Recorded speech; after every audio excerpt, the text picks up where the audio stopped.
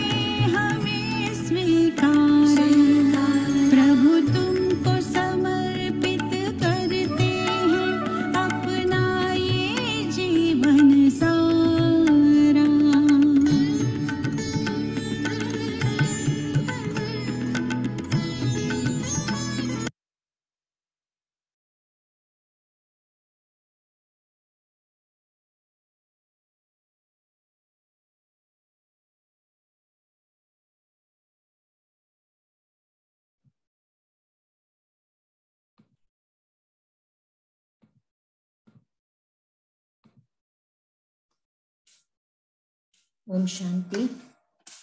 Good morning everyone.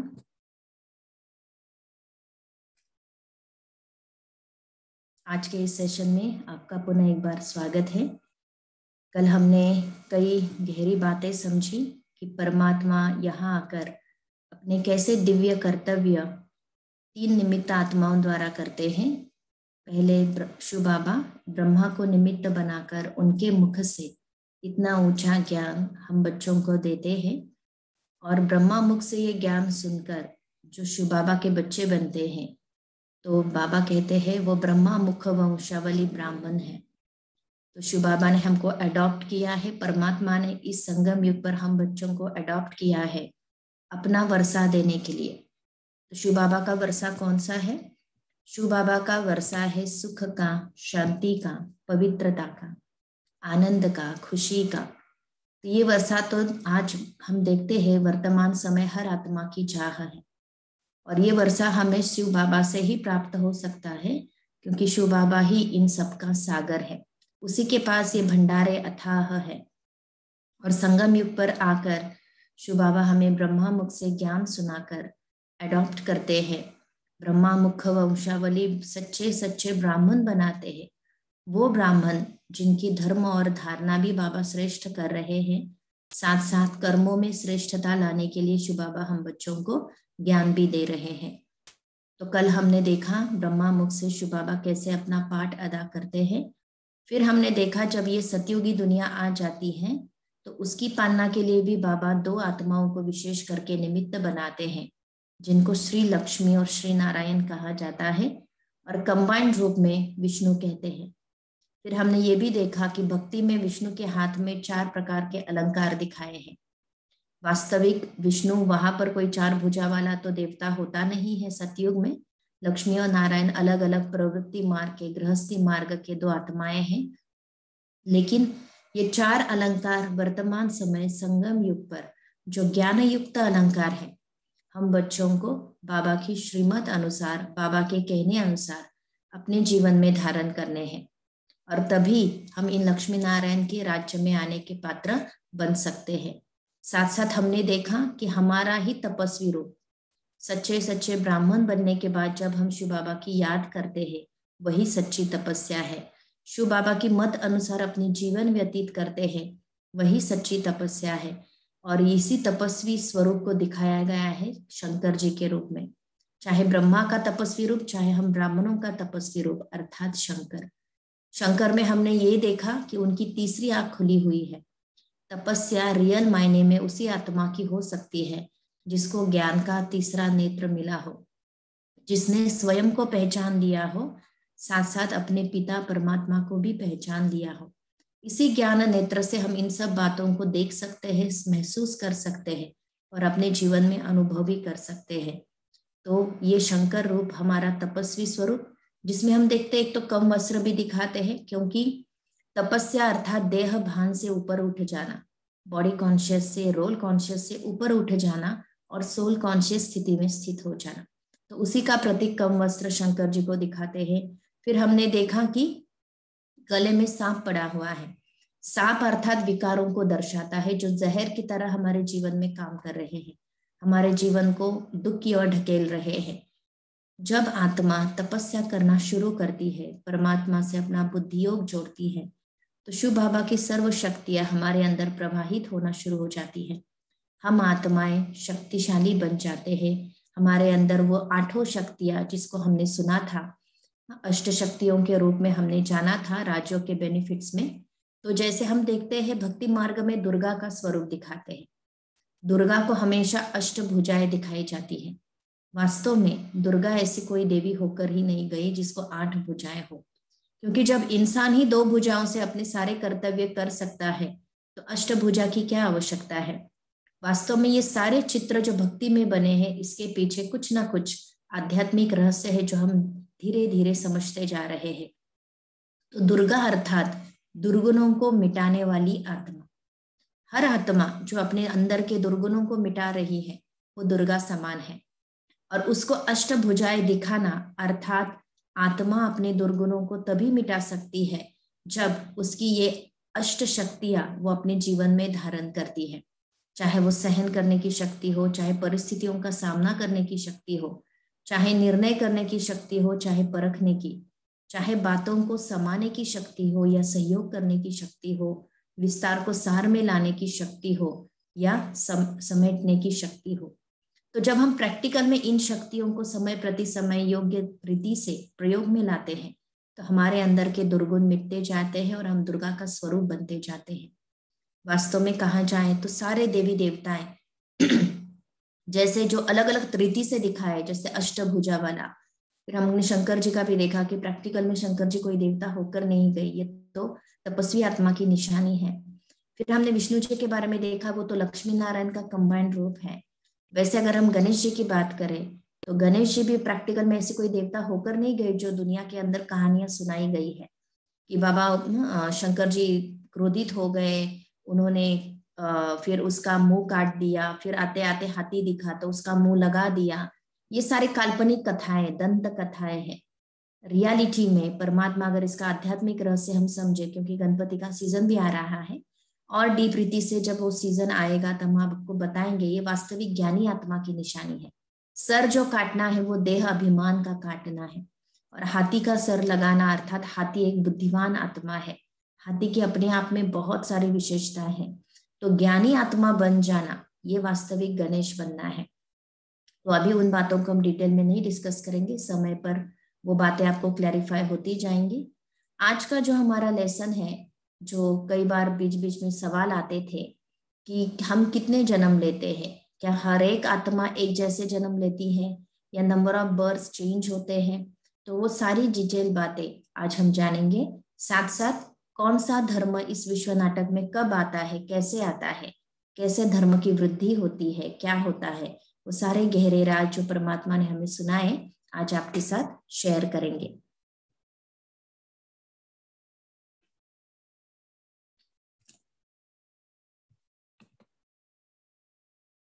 तो हमने जन्मों के बारे में तो एक बात जरूर जान ली थी कि मनुष्य तन में ही जन्म लेता है। मनुष्य कोई अपने कर्मों की सजा भुगतने के लिए कभी किसी और शरीर में प्रवेश नहीं करता है ना। कर्मों की सजा उसी शरीर के साथ भुगती जा सकती है। इसलिए हमने देखा था कि प्रैक्टिकल में कैसे हम लोग जन्म बदलते हैं लेकिन मनुष्य योनि में ही रहते हैं।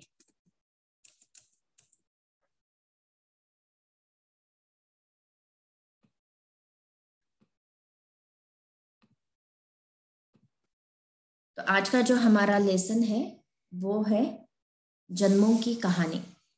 और ये जन्मों की कहानी ये हर एक के लिए नहीं है, ये विशेष करके यहाँ लिखा है भारत के उत्थान और पतन की कहानी। ये विशेष कहानी है भारत के उत्थान और पतन की कहानी। अभी ये जो सीढ़ी दिखाई गई है, ये सीढ़ी वास्तविक उन्हीं 4 युगों को दर्शाती है जिनका ज्ञान हमें सृष्टि चक्र के अंदर लिया था। सृष्टि चक्र में हमने देखा था कि कैसे घड़ी की तरह समय आगे आगे बढ़ते बढ़ते 4 युगों को या कहो 5वें संगम युग को भी पूरा करता है। नाटक पूरा होता है, फिर आत्माएं घर परमधाम लौटती हैं, और पुनः जब नाटक शुरू होता है तो सतयुग से आत्माएं आना शुरू हो जाती है। और ये अनगिनत बात रिपीट होने वाला विश्व नाटक है जिसका ड्यूरेशन हमने देखा 5000 साल है। विशेष करके उसमें से 4 युग आते हैं, सतयुग, त्रेता युग, द्वापर युग और कलयुग। तो यहाँ पर हम देखेंगे कि कैसे वही युग है लेकिन वहां पर सीढ़ी के माध्यम से दिखाए थे, और यहाँ पर हम देखेंगे कि ये सीढ़ी वहां पर हमने चक्र के माध्यम से देखे थे ये जानने के लिए कि वो कैसे चक्र की तरह ये युग घूमते हैं। और यहाँ पर हम देखेंगे कि इस चक्र के अंदर, एक चक्र के अंदर या कहो एक कल्प के अंदर आत्मा की स्थिति कैसे नीचे गिरती है। आप यहाँ पर हम एक एक युग को देखेंगे, ये तो पूरी सीढ़ी है। अभी हम सीढ़ी के एक एक हिस्से को देखते हैं। तो सबसे पहला हिस्सा, जब ये सृष्टि नाटक शुरू होता है तो वो सोने की सुंदर दुनिया जिसको हम सतयुग कहते हैं। आज हम कलयुग अंत में है या कहो हम ज्ञानी आत्माओं के लिए तो संगम युग शुरू हो चुका है। हम संगम युग में तैयारी कर रहे हैं आने वाले सतयुग की, अर्थात सतयुगी संस्कार हमें इसी समय अपने अंदर धारण करने हैं शिव बाबा की मत और शक्ति अनुसार। तो जो आने वाली दुनिया होगी वो इतनी सुंदर दुनिया होगी जो हमारे कल्पना के भी बाहर होगी। अगर हम कोई एक आइडियल दुनिया इमेजिन करना चाहे तो भी हम सतयुग को इमेजिन नहीं कर सकते हैं, इतना सुखों से भरी ये दुनिया होगी। कई लोग समझते हैं कि कलयुग और स्वर्ग और नरक यहाँ ही है। जिनके पास बहुत पैसा है, जिनके पास हर प्रकार के कंफर्ट्स है, जैसे वो स्वर्ग में है, और जो गरीब है या जो दुखी है उनको हम नरक में कहते हैं। वास्तविक ये परिभाषा ही गलत है। एक ही समय में कोई स्वर्ग में और कोई नरक में नहीं हो सकता। जब धरा पर स्वर्ग है तो सब धरा की आत्माएं स्वर्ग में है, जब धरा पर नरक है तो धरा की सारी आत्माएं नरक में ही है। तो कलयुग में कोई ये नहीं कह सकता कि हम स्वर्ग में हैं। क्यों नहीं कह सकता? क्योंकि जो स्वर्गीय सुख होते हैं उसमें विशेष 4 प्रकार के सुख होते हैं। तो जो कोई भी इस भ्रम में है कि मैं तो स्वर्ग में जी रहा हूं, उसको अपने जीवन में ये 4 बातों को चेक करना बहुत आवश्यक है। जो मनुष्य जीवन है उसमें सुखी रहने के लिए 4 प्रकार के सुख की आवश्यकता है। एक है तन का सुख, अर्थात हेल्थ, निरोगी काया। मुझे अपने अंदर जीवन में चेक करके देखना चाहिए, क्या मुझे मेरी काया, मेरा शरीर 100% निरोगी है? क्या मैं हर प्रकार की बीमारी से मुक्त हूँ, या किसी ना किसी बीमारी ने मुझे जकड़ के रखा है? ये चेक करने की बात है। क्या मेरे पास 100% हेल्थ और सदा है, या कभी मैं हेल्दी रहता हूँ कभी बीमार पड़ता हूँ, कभी हेल्दी रहता हूँ कभी बीमार पड़ता हूँ? तो मुझे ये भी चेक कर लेना चाहिए। तो मनुष्य जीवन में सबसे पहला सुख चाहिए हेल्थ, फिर है मन का सुख, एक हुआ तन का सुख। अब मन का सुख क्या है? हैप्पीनेस। क्या मेरा मन सदा सुख का अनुभव करता है, सदा आनंद का अनुभव करता है? निर्भय जीवन है, निर्वैर जीवन है, या जीवन में कोई कोई भय है मेरे जीवन के अंदर, या किसी ना किसी से कोई वैर है, या मन में कोई दुख और शांति की भावना है? तो वो भी चेक करने की आवश्यकता है। तो वर्तमान समय रियलिटी में देखा जाए, किसी का मन 100% हेल्दी या हैप्पीनेस से भरपूर नहीं है। तो कलयुग में ना तन का सुख है ना मन का सुख है। तीसरा है धन का सुख। इंसान को संपत्ति की भी आवश्यकता होती है। आज की दुनिया में हम देखा जाता है, जिसके पास बहुत संपत्ति है वो जरूर किसी ना किसी गलत रीति से कमाई हुई होती है। तो उसको उस कमाई को संभालने की चिंता होती है कि इनकम टैक्स वाले उसको ना ले ले, या और कोई लॉस ना हो जाए, है ना। तो अगर बहुत धन है तो संभालने की चिंता है, और कम धन है तो कमाने की चिंता है। तो धन भी 100% सुख नहीं दे पा रहा है, वो भी चिंताओं में हमें ढकेल रहा है। और चौथे प्रकार का सुख है जन। जन अर्थात रिलेशनशिप। हम अपने जीवन में अपने हर रिलेशनशिप को चेक करें, क्या मेरी हर रिलेशनशिप हेल्दी है, अर्थात मैंने हर एक के साथ मेरा रिश्ता सकारात्मक है, या फिर उनके मन में मेरे प्रति कड़वाहट या मेरे मन में उनके प्रति कड़वाहट है? ये भी चेक करने की आवश्यकता है। तो वर्तमान समय सच में देखा जाए, किसी भी मनुष्य जीवन के अंदर ना 100% तन का सुख है, ना 100% मन का, ना धन का, ना जन का। कोई ना कोई सुख की या हर एक सुख की कमी है, और इसीलिए हम खुद को नर्क में समझते हैं। लेकिन आने वाला जो स्वर्ग होगा, जब 100% या हर प्रकार का दुख हो सकता है, तो डेफिनेटली वो भी जीवन था इस संसार में जब हर प्रकार का सुख भी था। और वो दुनिया थी सतयुगी और त्रेतायुगी दुनिया, स्वर्ग की दुनिया। वहां पर देवताओं की काया 100% निरोगी होती है, हेल्दी होती है।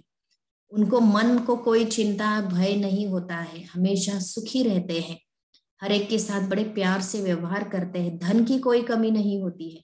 इतना अथाह धन है, ना कमाने की चिंता है ना गंवाने की चिंता है। हर आत्मा यथा राजा रानी तथा प्रजा तथा दासिया, हर एक के पास हर प्रकार की संपन्नता होती है।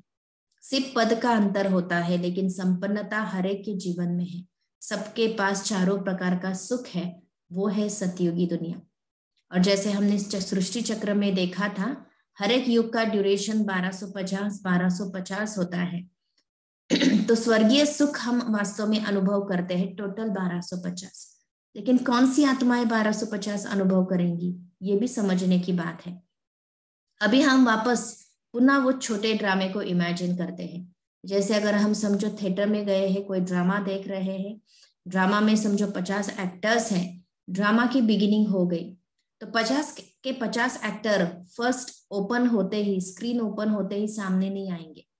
पहले कुछ थोड़ी आत्माएं आएंगी या एक्टर स्टेज पर आएंगे, और धीरे धीरे धीरे जैसे जैसे नाटक आगे बढ़ता जाएगा, नंबर ऑफ एक्टर्स बढ़ते जाएंगे, और नाटक के अंत तक हम देखेंगे 50 एक्टर स्टेज पर है। तो उसी तरह इस बेहद नाटक में भी इतनी 750 करोड़ आत्माएं सतयुग में एक साथ नहीं उतरती। सतयुग की शुरुआत होती है बहुत बहुत कम आत्माओं से। आज की दुनिया के कंपैरिजन से सिर्फ 9 लाख आत्माएं पूरे पृथ्वी तला पर जब होगी, तब इस नाटक की शुरुआत होगी, अर्थात सतयुगी दुनिया की शुरुआत होगी। तो सतयुग के बिगिनिंग में पार्ट बजाने वालों की आत्माओं की संख्या है 9 लाख, और धीरे धीरे धीरे नाटक जैसे आगे बढ़ता जाएगा, नंबर ऑफ एक्टर्स इस नाटक में ऐड होते जाएंगे, और सतयुग के अंत तक जो पॉपुलेशन होगी इस धरा की, वो होगी 2 करोड़ तक। ये सारी संख्याएं परमात्मा ने हमें बताई हुई है, जो इस नाटक को डिटैच होके एक ऑब्जर्वर की तरह देखता है, और जिसको नाटक का एक एक राज पता है। तो त्रेता युग की शुरुआत, सतयुग का अंत अर्थात त्रेता युग की बिगिनिंग। त्रेता युग की बिगिनिंग होती है 2 करोड़ आत्माओं से और त्रेता युग का अंत होता है 33 करोड़ आत्माओं से। तो जब इस धरा पर स्वर्ग का पीरियड था तब टोटल पॉपुलेशन त्रेता अंत तक की थी 33 करोड़। इसीलिए भक्ति मार्ग में 33 करोड़ देवी देवताओं को माना जाता है, उनकी पूजा की जाती है और कहते हैं इस संसार में 33 करोड़ देवी देवताएं होकर गए। तो वो कब होकर गए? सतयुग और त्रेता युग, इस 2500 साल के पीरियड में इतनी सब आत्माएं धरा पर आकर पाठ बजाया, तो इनको ही देवी देवता कहा गया और इनकी ही गिनती 33 करोड़ में की गई। बाद में ये देवताएं कहीं वैनिश नहीं हो गए, कहीं गायब नहीं हो गए, यही देवताएं रिबर्थ में आते गए और उनका वो देवी स्वरूप नहीं रहा, धीरे धीरे धीरे वो मनुष्य आत्माएं कहलाने लगी। तो इस तरह से ये नाटक आगे बढ़ा। अब हम एक एक युग को समझते हैं। सतयुग की बात है, नाटक अभी अभी शुरू हुआ है। 5 प्रकृति भी अपने 100% प्यूरिटी में है, प्रकृति का हर प्रकार का सुख भी वहां मौजूद है, साथ साथ तन मन धन जन हर प्रकार का सुख है। और यहाँ पर हम देखते हैं सतयुग की जो पहली आत्मा या पहला प्रिंस कहलाता है वो है कृष्ण, और सतयुग की पहली प्रिंसेस वो है राधे। हमने भक्ति में कृष्ण और राधे के बारे में बहुत कुछ दंत कथाएं सुनी है, वो कुछ भी रियलिटी नहीं है कि कृष्ण माखन चुराता था, बहुत कुछ अलग अलग चीजें करता था, उसके 108 पत्नियां थी, ये सब गलत। 16,108 पत्नियां थी, ये सब गलत बातें हैं। देवी देवताएं 100% मर्यादा पुरुषोत्तम थे, डबल अहिंसक थे, सर्व गुणों में संपन्न थे, सर्व कलाओं में संपन्न थे, संपूर्ण निर्विकारी थे। ये देवताओं की महिमा है। और जो महिमा या जो बातें हम भक्ति में सुनते हैं वो तो इस महिमा से कहीं भी कनेक्ट नहीं होती है। उसमें एक 16,108 पत्नियां रखना ये कोई मर्यादा पुरुषोत्तम आत्मा की निशानी नहीं है। तो देवी देवताएं जब थे तो उनके अंदर कोई नकारात्मकता या कोई विकार नहीं था। ये मनुष्यों ने अपने मन के आधार से बनी हुई सारी कथाएं हैं। तो कृष्ण की आत्मा जरूर इस नाटक में होकर गई, राधे की आत्मा जरूर इस नाटक में होकर गई। कृष्ण एक राजधानी का प्रिंस था, राधे दूसरे राजधानी की प्रिंसेस थी। उन दोनों का जब स्वयंवर होता है और वो दोनों जब राजगद्दी पर राज्य करने के लिए बैठते हैं तो राज्याभिषेक में उनका नाम परिवर्तन होता है। कृष्ण को श्री नारायण कहा जाता है, राधे को श्री लक्ष्मी कहा जाता है। इसलिए भक्ति में हमने ये भी देखा कि कृष्ण और राधे की बचपन की कहानियां सुनाते हैं और लक्ष्मी और नारायण की युगल रूप की या कपल रूप की कहानियां सुनाते हैं। हाँ, लक्ष्मी नारायण बचपन में कहाँ थे, कैसे थे, क्या था उनका जीवन, ये कहीं भी वर्णन नहीं किया हुआ। और राधे कृष्ण का बड़ेपन के ज्यादा वर्णन नहीं किया हुआ, क्योंकि यही राधे कृष्ण लक्ष्मी नारायण बनते हैं और विश्व पर राज्य करते हैं। अब मैं जब बार बार विश्व कह रही हूँ, आप कहेंगे कि देवी देवताओं को तो विश्व की आत्माएं मानती ही नहीं है। तो इसका और एक गहरा राज शिव बाबा ने हमें जो वर्तमान समय समझाया, जब इस पृथ्वी लोक पर स्वर्ग का समय होता है, सतयुग या त्रेता युग होता है, उस समय भारत खंड के अलावा इस धरा पर और कोई खंड नहीं जहां पर लोग रहते हैं। आज हम देखते हैं यूरोप, यूएस, अफ्रीका, बहुत सारे कॉन्टिनेंट्स हैं जहां पर मनुष्य आत्माएं रहती है, पार्ट निभाती है इस नाटक के अंदर। लेकिन जब ये सृष्टि परिवर्तन की प्रोसेस होगी, ये सृष्टि सफाई की प्रोसेस होगी, तो ये खंड तो रहेंगे लेकिन वहां पर कोई रहेगा नहीं, क्योंकि पूरी सृष्टि की पॉपुलेशन इतनी कम होगी। और वैसे परमात्मा अपना जो अवतरण करता है, परमात्मा का जो अवतरण होता है वो भारत खंड में ही होता है। पूरे वर्ल्ड में भारत एक ही ऐसा देश है जिसको माता कहा जाता है, बाकी किसी देश को पिता, बंधु, सखा और कुछ भी नहीं कहा जाता। भारत माता क्यों कहा जाता है? क्योंकि भारत देश से ही बाकी देशों की, जैसे हम कहेंगे बाकी देशों की जननी भी भारत है। सतयुग त्रेता युग के नाटक के समय पहले 2500 साल पूरे विश्व में एक भारत ही भूखंड था जहां पर आत्माएं निवास करती थी और वो देवी देवताएं थी। इसलिए देवी देवताओं की पूजा सिर्फ भारत खंड में ही होती है। वर्तमान समय जरूर जो भारतवासी दूसरे दूसरे खंड में गए हैं वो पूजाएं करते हैं, लेकिन वो बिलोंग करते हैं भारत भूमि को, वो कोई विदेशी नहीं होते हैं। तो कहने का भाव है कि भारत खंड ही अविनाशी खंड है। इस सृष्टि की सफाई में एक ही खंड अस्तित्व में रहेगा, वह भारत खंड होगा। और वो भारत अभी का भारत नहीं, हमारा ओरिजिनल भारत, जो पाकिस्तान बट गया, अफगानिस्तान बट गया या बांग्लादेश बट गया, ये जो सारे टुकड़े टुकड़े हुए वो सारे पुनः एकत्रित रूप से भारत कहा जाएगा। उसको हिंदुस्तान नहीं कहेंगे क्योंकि हिंदू कोई धर्म है ही नहीं, उसको भारत कहा जाएगा। भारत भूमि देवताओं की भूमि थी, तो 2500 साल तक सिर्फ भारत देश ही रहेगा। और फिर धीरे धीरे 33 करोड़ के बाद जब यहाँ की पॉपुलेशन बढ़ती जाएगी तब भारत भूमि कम पड़ने लगेगी, और फिर यही मनुष्य आत्माएं और खंड ढूंढ कर वहां पर रहने के लिए जाएंगी और अनेक देश और अनेक धर्म की उत्पत्ति हो जाएगी। तो कहने का भावार्थ ये है कि ओरिजिनल खंड भारत ही रहेगा सतयुग से लेकर कलयुग अंत तक। इसीलिए यहाँ पर लिखा हुआ है भारत के उत्थान और पतन की अद्भुत कहानी। उत्थान और पतन जो हो रहा है भारत भूमि में हो रहा है। ऑफ कोर्स बाकी देशों में भी अभी हम देखते हैं पतन हो रहा है, लेकिन जो मेन कहानी है सतयुग से पूरे नाटक की 5000 वर्ष की, वो भारत से कनेक्टेड है। सॉरी। तो यहाँ पर जो सतयुग की बात हम कह रहे हैं, तो सतयुग 1250 साल का युग होगा।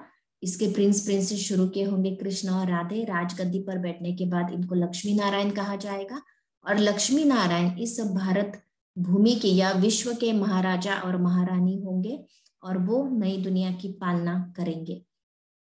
अब इस घराने को जो कहा जाएगा सतयुगी घराने को, वो सूर्यवंशी घराना।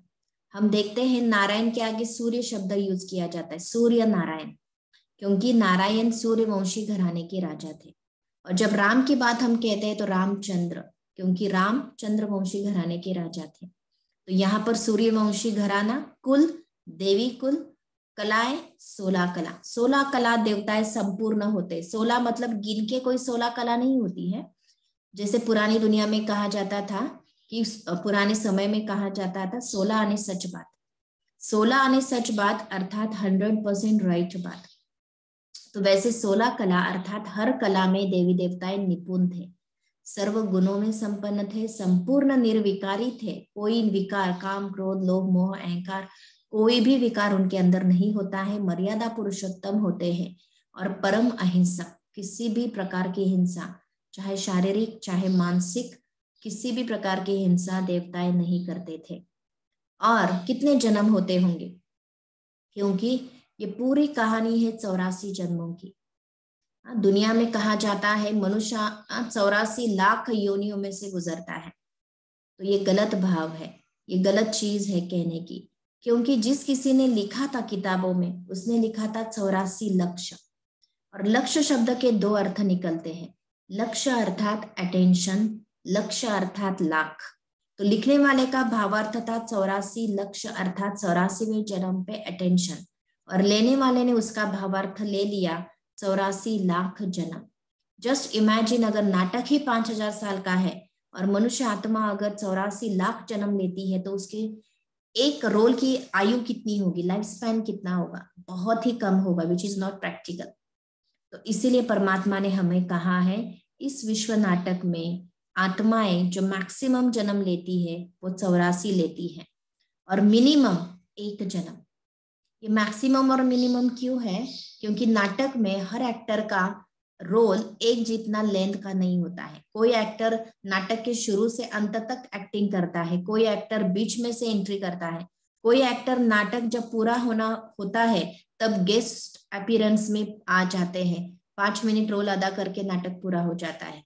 उसी तरह इस विश्व नाटक में भी हर आत्मा की जो आयु है पूरे नाटक में पार्ट बजाने की, वो अलग अलग है। कोई आत्माएं पूरे 5000 साल पार्ट बजाती है, जिसमें वो 84 जन्मों के थ्रू जाती है। कोई आत्मा 4500 वर्ष पार्ट बजाती है, जिसमें 84 जन्म नहीं पूरे हो पाते हैं, क्योंकि शुरू के कुछ जन्म में वो नाटक में नहीं होते हैं, तो उनके 80 या उससे कम जन्म होते हैं। तो इसी अनुसार आत्मा नाटक में कब प्रवेश करती है, सतयुग में करती है, त्रेता में करती है, द्वापर में करती है, उस अनुसार उसके जन्म कम या ज्यादा होते जाते हैं। और कौन डिसाइड करता है कौन कितने जन्म लेगा? आत्मा स्वयं डिसाइड करती है अपने संस्कारों अनुसार। अगर सतयुगी संस्कार है तो आत्मा सतयुग से ही पाठ बजाना शुरू करेगी। अगर त्रेता युगी संस्कार है तो वो त्रेता में इस नाटक में एंट्री करेगी। अगर द्वापर युगी संस्कार है तो द्वापर में उतरेगी, और कलयुगी संस्कार है तो कलयुग में उतरेगी। तो इस तरह से आत्मा अपनी धारणाओं अनुसार, अपनी मेहनत अनुसार अपना इस नाटक का रोल फिक्स करती है। तो सबसे लकीएस्ट, भाग्यवान वो आत्माएं हैं जो सतयुग के बिगिनिंग से लेकर कलयुग के अंत तक पूरा समय इस नाटक में एक्टिंग करते हैं। क्योंकि हम देखते हैं हीरो पाठधारी स्टार्ट टू एंड नाटक में होते हैं और उनका पाठ हमेशा ही विशेष होता है। तो उस तरह से अगर हम भी विशेष पाठधारी इस विश्व नाटक में बनना चाहते हैं तो हमें उन सतयुगी संस्कारों को वर्तमान में धारण करना होगा। आप राइट साइड पे देख सकते हैं एक लाल बिंदी दिखाई है और वहां सतो प्रधान आत्मा दिखाया है। क्योंकि जब आत्मा परम धाम से सतयुग में उतरती है तो अपने 100% प्यूरिटी के फॉर्म में होती है। तो उस स्टेज को सतो प्रधान आत्मा कहते हैं। सतो प्रधान अर्थात 7 गुणों में प्रधान, अर्थात सतयुग में हर आत्मा के अंदर आत्मा के जो ओरिजिनल 7 संस्कार है, शांति के, प्रेम के, खुशी के, आनंद के, शक्ति के, ज्ञान के, वो सारे 100% एक्टिवेट होते हैं या 100% जीवन में कार्य कर रहे होते हैं। इसलिए उस आत्मा को सतो प्रधान कहा जाता है। फिर धीरे धीरे, जैसे अभी सतयुग में कितने जन्म बोले, 8 जन्म। सतयुग में 8 जन्म किस आत्मा के हो गए, जो एकदम बिगिनिंग से उतरेगा, 1250 साल लाइफ स्पैन पूरे सतयुग में जन्म लेगा तो उसके 8 जन्म होंगे। अगर हम 1250 को डिवाइडेड बाय 8 करते हैं तो एक जन्म की आयु करीबन 150 साल आती है। तो हर देवात्मा जो सतयुग के बिगिनिंग से एंट्री करती है वो सतयुग अंत तक उसके पूरे 8 जन्म पूरे होते हैं। अगर समझो नाटक शुरू होने के बाद 150 साल के बाद कोई आत्मा नाटक में आती है तो एक जन्म का लाइफ स्पैन चला गया, तो वो आत्मा 8 नहीं 7 जन्म ही होते हैं। और आगे के अगर जन्म को कैलकुलेट करें बाकी युगों को तो एक के 84 होते हैं, तो एक के 83 होते हैं, एक के 82 होते हैं, डिपेंडिंग कि वो नाटक में कब आ रहा है। और जैसे मैंने कहा शुरुआत में जनसंख्या 9 लाख होती है। अब आते हैं धीरे धीरे देवी देवताएं उतरते उतरते रिबर्थ में जाते जाते त्रेता युग में पहुंच जाते हैं। ये भी देवी देवताओं की दुनिया है, ये भी खुशहाल दुनिया है। डिफरेंस क्या है? जैसे अगर हम देखेंगे, हमने एक नया मकान खरीदा, बहुत सुंदर मकान है, 100% अलग अलग वैरायटी प्रकार की एमिनिटीज वहां पर है। तो उस मकान में जाके हर एक चीज का लाभ लेना, और वही मकान उसी एमिनिटीज सहित 10 साल पुराना हो जाए और फिर हम वहां रहने के लिए जाए तो डेफिनेटली वो 10 साल पुरानी तो हो गई ना चीजें। भले वही सब चीजें, वही सब कंफर्ट्स है, बट दे आर ओल्ड। उसी तरह से सतयुग अर्थात एवरीथिंग इज ब्रांड न्यू, और त्रेता युग अर्थात थोड़ी दुनिया पुरानी हो चुकी है लेकिन फिर भी खूबसूरत है, फिर भी हर प्रकार के सुखों से संपन्न है। इसका भी ड्यूरेशन 1250 साल। अब वो सूर्यवंशी घराना तक, सूर्य समान आत्मा की अवस्था 100% तेजोमय। अब यहाँ त्रेता युग में चंद्रवंशी घराना, और इसके जो राजा रानी होंगे वो राम और सीता होंगे। आप देखेंगे यहाँ राम के हाथ में धनुष्य बाण दिखाते, जहाँ की नारायण के हाथ में कोई शस्त्र नहीं दिखाते। तो शिव बाबा इसका भी राज क्लियर करते। जो संगम युग पर बाबा को पहचान कर, बाबा के प्यार में लवलीन होकर हर बात को धारण करते हैं, अपना जीवन सुंदर पवित्र पावन बनाते हैं, बिना मेहनत थोड़ा सा अपने ऊपर ध्यान देकर ये सब मेहनत करते हैं या मोहब्बत में मेहनत करते हैं, तो वो सतयुगी देवताएं बनते हैं, क्योंकि उन्होंने कोई युद्ध नहीं की अपने मन के साथ। लेकिन कुछ आत्माएं ऐसी होती हैं जो बहुत ज्यादा विकारों में ग्रस्त होती है, उनको ज्ञान भी अच्छा लगता है, ज्ञान धारण करने का पुरुषार्थ भी करती है, लेकिन बार बार फेल होते हैं, युद्ध ही करते रहते हैं। ऐसे योद्धे आत्माएं त्रेता युग में आना शुरू हो जाते हैं। तो सतयुगी आत्माएं रिबर्थ में तो पहुंचेंगी त्रेता युग में, लेकिन कुछ आत्माएं डायरेक्ट परम धाम से त्रेता युग में एंट्री करेंगी, वो योद्धे वाली आत्माएं होंगी। वो कोई सतयुग त्रेता में युद्ध नहीं करेंगे, लेकिन कहने का भाव है उन्होंने वो पद कैसे पाया, संगम युग पर मेहनत करके पाया। तो इस तरह से इस कुल को क्षत्रिय कुल कहते हैं, क्षत्रिय अर्थात योद्धे वाले।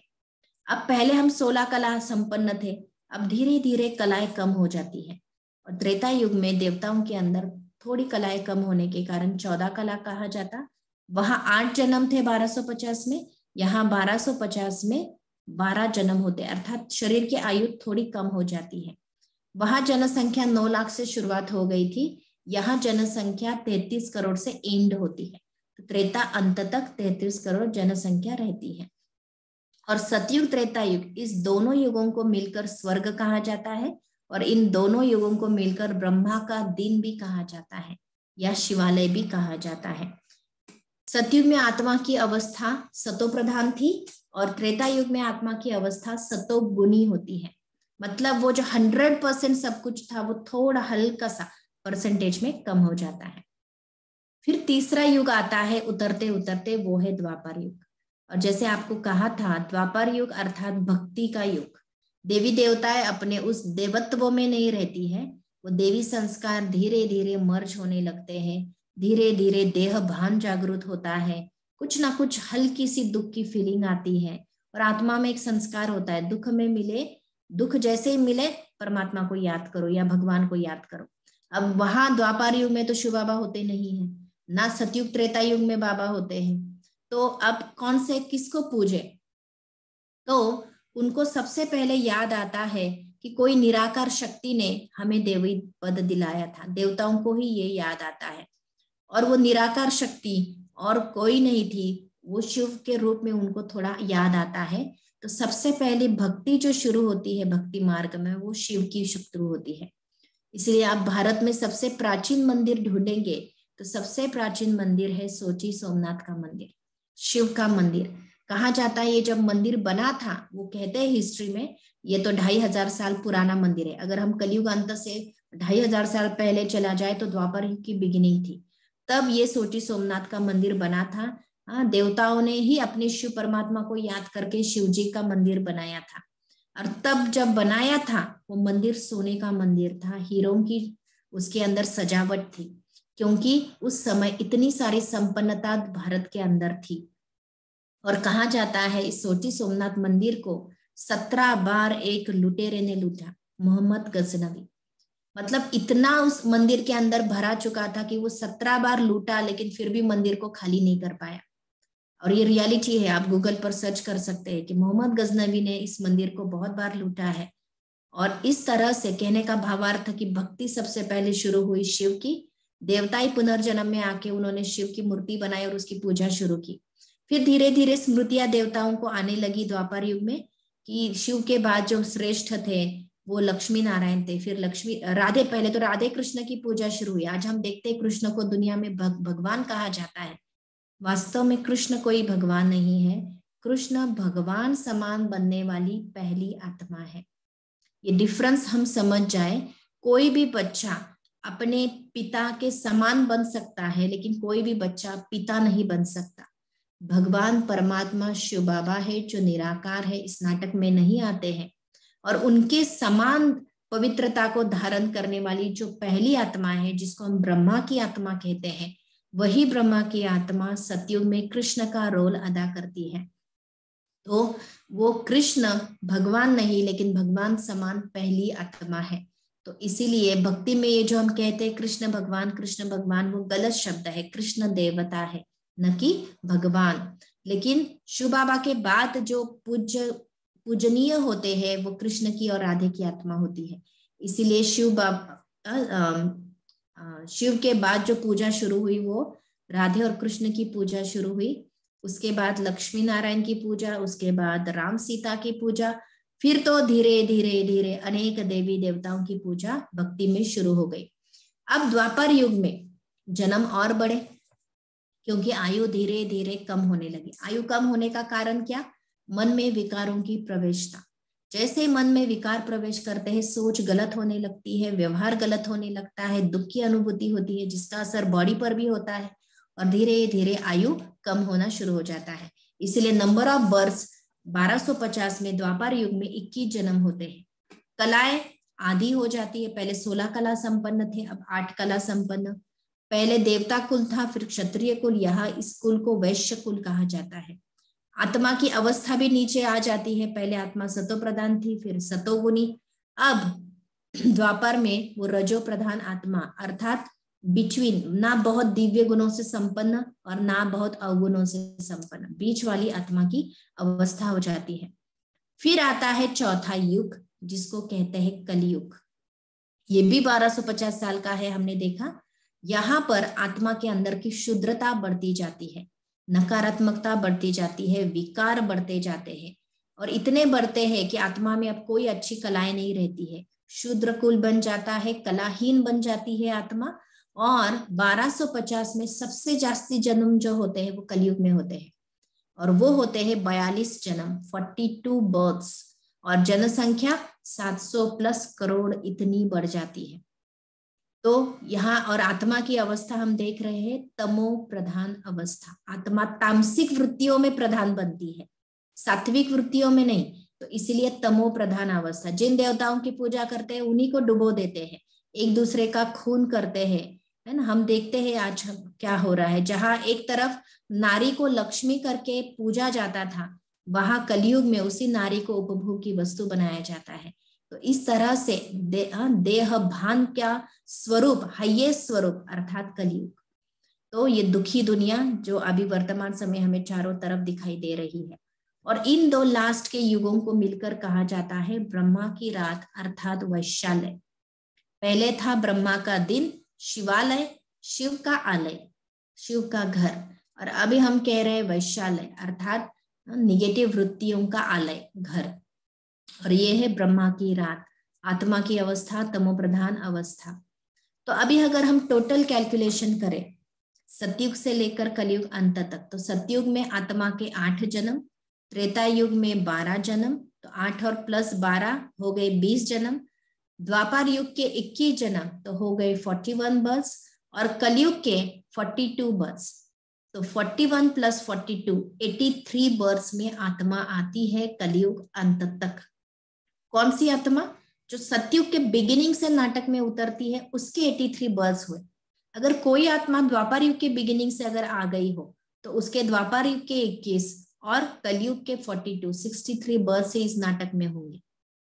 होपफुली आप समझ रहे हैं कि नाटक में कब एंट्री हो रही है, उस अनुसार जन्म डिपेंडेंट होते हैं।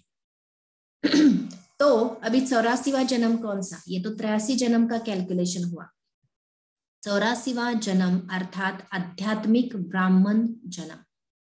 संगम युग पर जब हम परमात्मा को पहचान लेते हैं, परमात्मा का सत्य ज्ञान सुनते हैं, समझते हैं और धारण करते हैं, अपने धर्म अर्थात धारणाओं को और कर्मों को श्रेष्ठ बनाते हैं, तो ये जीवन वास्तविक रियल जन्म है, जिसको आध्यात्मिक जन्म, आध्यात्मिक ब्राह्मण जन्म कहा जाता है। ये है 84वां जन्म, और इसीलिए लिखा गया था 84 लक्ष्य जन्म।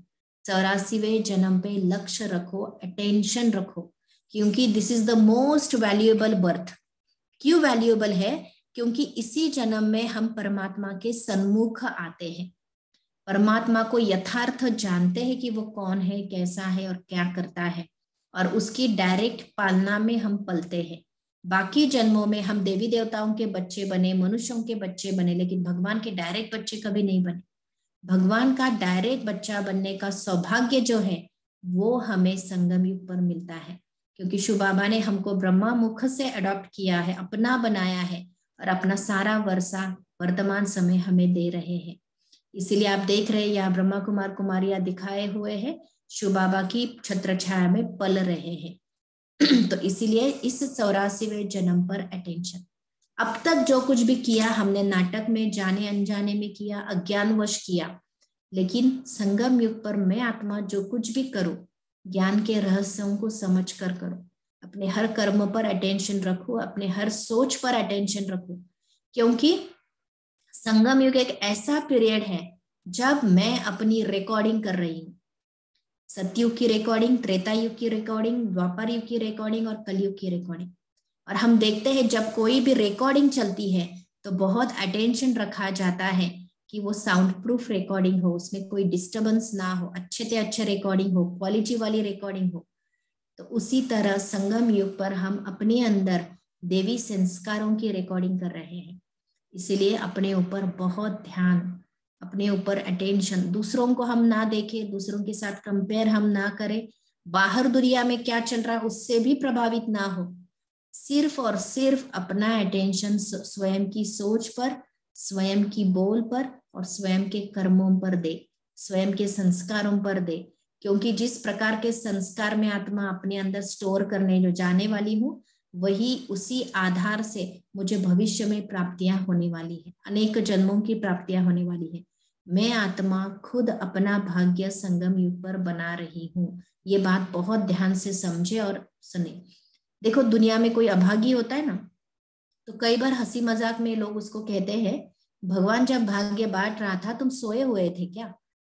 तो ये जो कहने में आता है, ये कौन से समय का गायन है? ये संगम युग का गायन है। वर्तमान समय शिव बाबा इस ज्ञान द्वारा आत्माओं को जैसे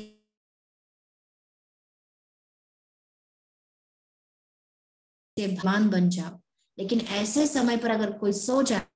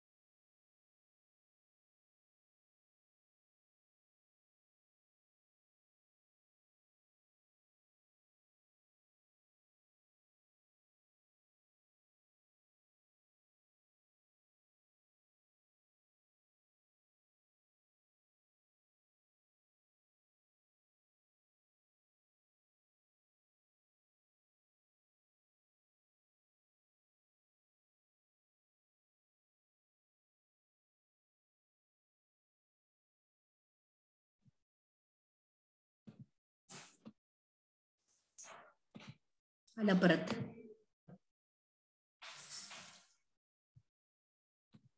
ओम शांति। सॉरी, इंटरनेट चला गया था। Hopefully you can hear me.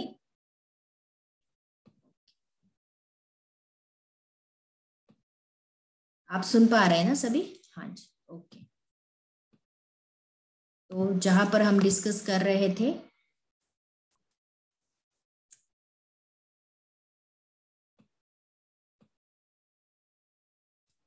हम यहाँ पर आकर पहुंचे थे जहां पर हम बात कर रहे थे कि हम ये संगम युग का जन्म हम सबके लिए कितना इम्पोर्टेंट। इस समय पर हम जीवन का मुख्य लक्ष्य यही बना ले कि मुझे अपने मन वचन कर्म में शुद्धि लानी है, स्वयं को विकारों से मुक्त करना है, दिव्य गुणों से भरपूर करना है। क्योंकि यही समय है जब शिव बाबा की 100% मदद हम बच्चों को मिलती है। हम सिर्फ अपनी कैपेसिटी से आगे नहीं बढ़ सकते, हमें चाहिए शिव बाबा की मदद। और वो मदद है शिव बाबा का ज्ञान, जो रोज मेरे बुद्धि में टपकना चाहिए। रोज परमात्मा से मुझे ज्ञान का अमृत पीना है और स्वयं के अंदर के जो निगेटिविटी है उसको धोना है। तो इसीलिए संगम युग एक आध्यात्मिक जन्म है, सबसे वैल्यूएबल जन्म है। तो इस जन्म में हम क्या करेंगे? यहाँ पर देखेंगे आप लेफ्ट साइड पर, कलयुग से 2 आत्माएं आई, जैसे हस्बैंड वाइफ आ गई या एक मेल एक फीमेल आते हुए दिखाया है। और संगम युग पर शिव बाबा प्रजापिता ब्रह्मा द्वारा एक यज्ञ रचा है। यज्ञ में कोई अर्थात स्थूल यज्ञ नहीं, ये ब्रह्मा कुमारी संस्था अपने आप में एक यज्ञ है। और इस यज्ञ के अंदर नारी को अपने 5 विकारों को स्वाहा करना है, तो नर को भी अपने 5 विकारों को स्वाहा करना है। जैसे हम गुरु दक्षिणा देते हैं ना, जब गुरु पूर्णिमा होती है तो हम गुरु दक्षिणा देते हैं, वैसे शिव बाबा हमारा परम सतगुरु है। और उसको दक्षिणा के रूप में हमारे अंदर की नकारात्मकता, हमारे अंदर के विकार चाहिए, जो संगम युग पर हम शिव बाबा से ज्ञान लेकर इन सबका दान करेंगे। इस यज्ञ में इसको स्वाहा करेंगे राजयोग के और ज्ञान के अभ्यास द्वारा। और फिर जब हम अंदर के विकार निकल जाएंगे तो हम श्री लक्ष्मी और श्री नारायण के समान बनकर, पवित्र बनकर, राइट हैंड साइड में जो सतयुग की दुनिया दिखाई है वहां पर महाराजा महारानी के रूप में प्रवेश करेंगे। तो ये समय मोस्ट वैल्यूएबल समय है बीच का, संगम युग का, जिसको युग परिवर्तन का समय कहा जाता है, पुरुषोत्तम संगम युग कहा जाता है। पुरुष अर्थात आत्मा, आत्मा को उत्तम बनाने का युग पुरुषोत्तम संगम युग, और इस समय हमारा ये जीवन का लक्ष्य हो। फिर जैसे मैंने कहा, ये पूरी कहानी भारत के उत्थान और पतन की कहानी, इसमें और देश नहीं सा और देश आ जाते हैं, लेकिन द्वापर युग के बाद आते हैं। द्वापर युग से पहले जब स्वर्ग था धरा पर, तो सिर्फ ये सारा नाटक भारत में ही हो रहा था। देवी देवताओं का राज्य भारत में ही था, और देवी देवताएं ही पूरे 84 जन्म लेते थे, शुरू से लेकर अंत तक। इसीलिए कहा गया है 84 जन्मों में भारत के उत्थान और पतन की कहानी। सतयुग में कैसे उत्थान था और कलयुग तक कैसे भारत का पतन होता गया। अभी इन 5 युगों का अंतर एक टैबुलर फॉर्म में दिखाया है। 5 युग दिखाए हैं, सतयुग, त्रेता युग, द्वापर युग, कलयुग और संगम युग। अब अवधि हर युग की, सतयुग की 1250, कलयुग की भी उतनी ही, और संगम युग की अप्रॉक्स 100 ईयर्स कहा गया है। जन्म को कैलकुलेट करें तो सतयुग में 8 जन्म, त्रेता युग में 12, द्वापर में 21, कलयुग में 42, और संगम युग का एक मोस्ट वैल्यूएबल, जिसको अलौकिक जन्म, ब्राह्मण जन्म कहा जाता है, वो 1। फिर कौन सा कुल था? सतयुग में देवता कुल था, त्रेता युग में क्षत्रिय, द्वापर में वैश्य, कलयुग में शूद्र, तो संगम युग पर ब्राह्मण कुल है। अवस्थाएं कैसी है आत्मा की? सतयुग में आत्मा की अवस्था सतो प्रधान थी, त्रेता युग में सतो गुणी थी, द्वापर युग में रजो प्रधान थी, कलयुग में तमो प्रधान। और संगम युग पर क्या अवस्था कहेंगे कि हम तमो प्रधान से पुनः सतो प्रधान की ओर आगे बढ़ रहे हैं। ये युग है चढ़ती कला का युग, जो गिरे थे कलयुग अंत तक, अब संगम युग पर हम स्वयं को चढ़ाएंगे और वापस ले चलेंगे उन सतयुगी संस्कार की तरफ। अब युग को कौन सा कलर दिया गया है? सतयुग अर्थात गोल्डन एज, त्रेता युग अर्थात सिल्वर एज, द्वापर युग कॉपर, कलयुग को आयरन एज, और संगम युग द मोस्ट वैल्यूएबल युग को कहा जाता है डायमंड एज। आत्मा हीरे समान बन जाती है, इसीलिए इसको डायमंड एज कहा जाता है। कलाएं अगर देखें तो सतयुग में 16 कला, त्रेता युग में 14 कला, द्वापर युग में 8 कलाएं, कलयुग में 9 कला, कुछ भी कलाएं नहीं रहती है, और संगम युग पर चढ़ती कला 0 to 16 की तरफ हम यात्रा शुरू करते हैं। आत्मा की स्थिति कैसी थी? सतयुग त्रेता युग में आत्मा सोल कॉन्शियस होती है, द्वापर कलयुग में आत्मा बॉडी कॉन्शियस होती है, और संगम युग पर ये जर्नी शुरू होती है body consciousness to soul consciousness. दुनिया को क्या कहा जाता? सतयुग त्रेता युग को मिलाकर स्वर्ग कहते, द्वापर कलयुग को मिलकर नरक कहते, और फिर आत्मा सतयुग त्रेता युग में पूज्य थी क्योंकि देवता थी तो पूज्य थी, और द्वापर कलयुग में पुजारी बन जाती है। उन्हीं देवी देवताओं की मूर्तियां रचकर वही देवी देवताएं अपनी खुद की ही पूजा शुरू करते हैं। तो पूज्य और पुजारी, ये है यात्रा, और अभी पुनः हम पुजारी से बन रहे हैं पूज्य। तो ये 5 युगों का अंतर या भेद यहाँ पर क्लियर किया है। अब और एक इंपॉर्टेंट बात, धर्म की उत्पत्ति कहाँ से हुई, कैसे हुई? तो इसको समझाने के लिए कल्प वृक्ष का चित्र हम समझते हैं। कल्प वृक्ष के बारे में आपने सभी ने सुना होगा कि कल्प वृक्ष के लिए कुछ कहानियां कही जाती है कि कल्प वृक्ष के नीचे अगर कोई भी बैठता था तो उसकी हर मनोकामना पूरी हो जाती थी। वास्तव में ऐसा दुनिया के अंदर कोई भी वृक्ष नहीं है। अगर होता तो सारी दुनिया की भीड़ वही लगी होती कि बिना मेहनत हम वृक्ष के नीचे जाकर बैठे और हमारी सारी मनोकामनाएं पूरी हो जाए। तो कहने का भाव क्या है? कल्प वृक्ष कौन सा वृक्ष है? हमने शुरू में ही कहा था कि हमारा ये 5000 साल का जो एक साइकिल है, इसको एक कल्प कहा जाता है। नाटक के एक शो को एक कल्प कहा जाता है, और इस पूरे शो को दर्शाने वाला जो वृक्ष है उसको कल्प वृक्ष कहते हैं। तो वो वही चित्र है 4 युगों वाला या 5 युगों वाला, लेकिन वृक्ष के रूप में यहाँ पर धर्मों का ज्ञान मिलता है। तो सबसे पहले कोई भी वृक्ष की शुरुआत होती है बीज से। अब हम सृष्टि स्थापना की अगर बात करें तो हमने बहुत कुछ बातें दुनिया से सुनी है कि पहले एक आदि मानव था, आदि कोई महिला थी, फिर उनसे 2 आत्माओं से सृष्टि की उत्पत्ति होते होते इतनी करोड़ आत्माएं हो गई। ऐसे हमने कहीं ना कहीं सुना था। कोई कहते हैं कि मानव तो पहले जानवर था, बंदर था, धीरे धीरे इवॉल्व होते होते वो मनुष्य बना, और बहुत कुछ मन घटित कथाएं हमने आज संसार के अंदर सुनी है। लेकिन शिव बाबा हमको वर्तमान समय सत्य राज सुना रहे हैं कि दुनिया कोई इस तरह से स्थापित नहीं हुई। सतयुग की रचना संगम युग से ही शुरुआत हो गई थी। सतयुगी आत्माओं का चुनाव संगम युग से ही शुरू हुआ था। और कब हुआ था? जब शिव बाबा, जो इस पूरे कल्प वृक्ष का ज्ञान जानने वाला ज्ञानदाता चैतन्य बीज परम धाम से इस धरा पर आया। जैसे हम देखते हैं वृक्ष की शुरुआत बीज को धरा पर बोया जाता है और धीरे धीरे फिर बीज से पत्ते निकलना, टालटालियां निकलना शुरू हो जाता है।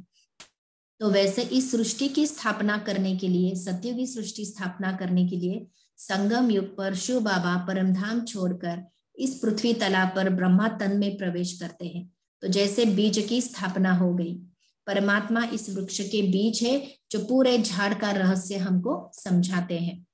फिर इस बीज से हम देखते हैं धीरे धीरे क्या निकलते हैं? रूट्स। फिर रूट्स में कौन दिखाया है? हम देखते हैं प्रजापिता ब्रह्मा तथा जगदम्बा सरस्वती, या ये ब्रह्मा कुमार और कुमारियां। ब्रह्मा मुख से जन्म लेने वाले ब्रह्मा मुख कुमार और कुमारियां शिव बाबा से ज्ञान को जीवन में धारण करती है, अपने जीवन को शुद्ध बनाती है, पवित्र बनाती है, देवी कुल के लायक बनाती है। तो ये जैसे रूट्स दिखाए हैं। और इसका रिजल्ट क्या होगा? जैसे हम देखते बीज और रूट जमीन के नीचे होते हैं। किसी को पता नहीं होता है कि इस धरा के नीचे कोई बीज भी है और वहां से कोई रूट भी निकले हैं। हम वृक्ष को तभी देख पाते हैं जब वो जमीन के ऊपर आता है। तो उसी तरह संगम युग पूरे विश्व के लिए एक गुप्त युग है। किसी को पता नहीं कि वर्तमान समय आने वाले सतयुगी दुनिया की रचना या उसकी तैयारी हो रही है। परमात्मा शिव धरा पर आ चुके हैं और हम जैसे ब्रह्मा कुमार कुमारियों को रचकर एक देवी दुनिया की स्थापना कर रहे हैं। जैसे ये बातें सारी दुनिया के लिए अनजान है, क्योंकि जैसे ये धरा के नीचे है, गुप्त रीति से सब कुछ चल रहा है। लेकिन इसका जो रिजल्ट होगा वो सारी दुनिया के सामने प्रकट होगा और वो होगी सतयुगी देवी देवताओं की दुनिया। तो सतयुग की दुनिया में राधे कृष्ण कहो या लक्ष्मी नारायण का राज्य होगा, वो हमारे सन्मुख वो दुनिया होगी। और उस दुनिया का रोल, मतलब जैसे हम कहेंगे नाटक, तब से या इस धरा पर शुरू होगा। तो मनुष्य सृष्टि कैसे स्थापित हुई?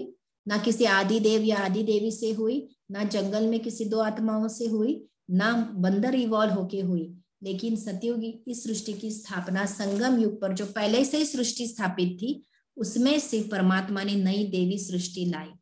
और फिर यही देवी सृष्टि चक्र में आते आते पतित पुरानी बनी। फिर संगम पर शिव बाबा आए और फिर संगम पर शिव बाबा ने सत्य ज्ञान देकर हम आत्माओं को रचकर नई देवी दुनिया की।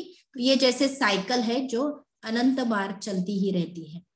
तो फिर सतयुगी सृष्टि आई, देवी देवता धर्म आया, फिर धीरे धीरे राम सीता का राज्य आया, वो भी। अब हम देखते हैं सतयुग और त्रेता युग तक कोई ब्रांच नहीं निकली है, एक ही जैसे हम कहे जड़ के अंदर ये दोनों धर्म दिखाया, दोनों दुनिया दिखाई है, सतयुगी और त्रेता युगी दुनिया। कहने का भाव ये है, संगम युग में आकर शिव बाबा अनेक अधर्मों का विनाश करते हैं और एक सत्य धर्म की स्थापना करते हैं। वो सत्य धर्म का नाम है आदि सनातन देवी देवता धर्म। अर्थात हर आत्मा में देवी गुणों की धारणा है, इसलिए इसको देवी देवता धर्म कहा जाता है। तो 2500 साल तक इस विश्व नाटक में सिर्फ और सिर्फ एक ही धर्म था जो शिव बाबा द्वारा स्थापित था, वो था देवी देवता धर्म। हर आत्मा के अंदर देवी गुण थे, इसीलिए वहां कोई ब्रांच नहीं दिखाई गई है। फिर द्वापर युग के बाद क्या होता है? एक तरफ भक्ति शुरू होती है, दूसरी तरफ धर्म आत्माएं परमधाम से नाटक में एंट्री करते हैं। तो यहाँ पर जो दिखाया गया है, इब्राहिम की आत्मा जो इस्लाम धर्म की स्थापना जिसने की, वो परमधाम से इस नाटक में एंट्री करती है। कब हुई? द्वापर युग के बिगिनिंग में, या कहो अभी से अगर हम 2500 साल पीछे जाए तब इब्राहिम की आत्मा नाटक में आई और इब्राहिम ने अपने रीति से परमात्मा का परिचय देने का प्रयास किया। वो भी कुछ गलत नहीं था, उस समय के हिसाब से वो भी सही था। और फिर उनके मत जिनको अच्छी लगने लगी, तो कुछ एक आत्माएं उनकी बातों को सुनकर उनके प्रिंसिपल्स प्रमाण अपना जीवन व्यतीत करने लगी। और धीरे धीरे फिर नाटक में जो नई आत्माएं आने लगी, वो कुछ आत्माएं इस्लाम धर्म में ट्रांसफर हो गई। तब जो ये देवी देवता धर्म था, अब वो देवी देवता धर्म नहीं रहा, क्योंकि दो ब्रांचेस हो गई, एक इस्लाम धर्म की, और जो इस्लाम धर्म में कन्वर्ट नहीं हुए, जो एज इट इज रहे, वो स्वयं को हिंदू कहलाने लगे। अगर आप कहीं भी ये ढूंढने का प्रयास करेंगे कि हिंदू धर्म को किसने स्थापन किया, तो कहीं भी हिंदू धर्म के स्थापन करने वाले का नाम नहीं है, क्योंकि हिंदू धर्म कोई स्थापित धर्म नहीं है। देवी देवताओं का कंटिन्यूएशन वाला जन्म ही हिंदू धर्म है। इसलिए हिंदू धर्म में देवी देवताओं की पूजा की जाती है, क्योंकि उनका ओरिजिन, उनका कुल ही देवी देवता कुल है। तो देवी देवताओं की 33 करोड़ आत्माएं जो रिबर्थ में आई, फिर धीरे धीरे परम धाम से कुछ आत्माएं आती गई, तो कुछ एक बट गई इस्लाम धर्म में, कुछ एक बच गई, वो सारी हिंदू कहलाने लगी। फिर नाटक में एंट्री होती है बुद्ध जी आत्मा की।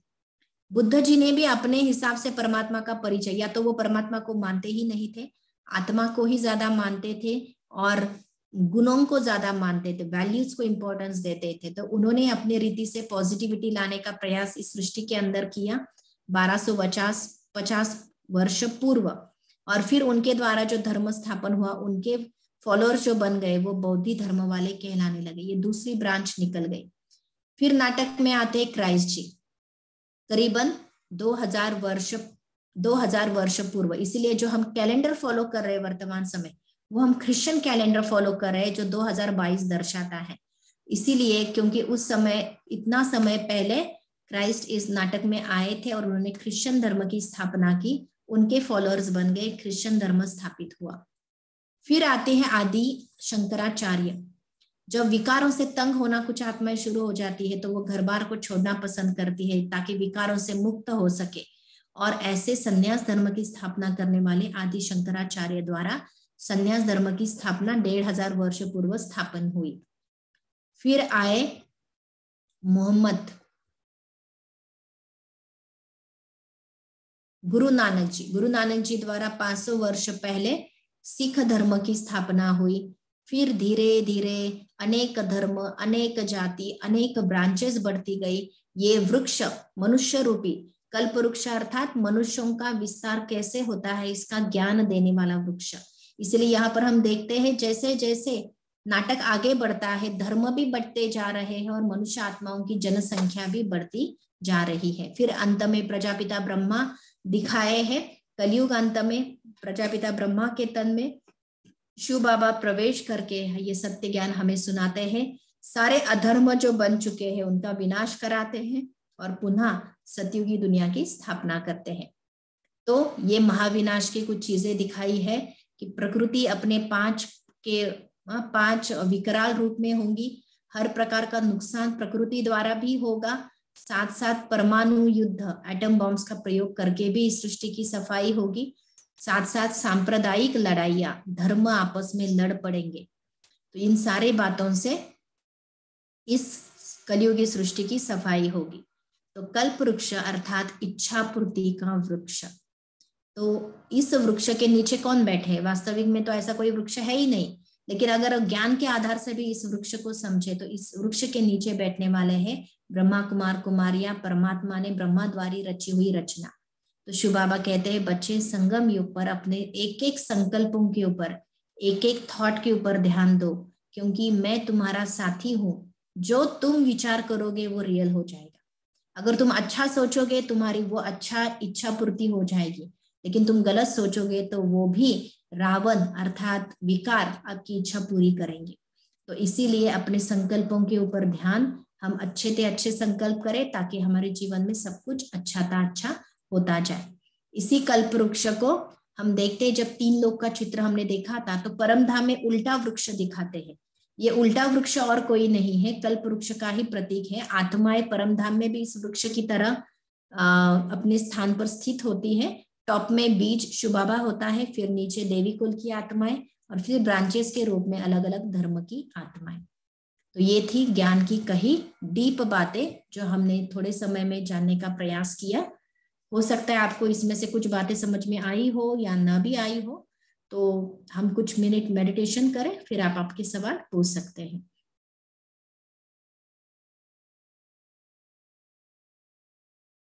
सभी अपने मन बुद्धि को एकाग्र कर लें।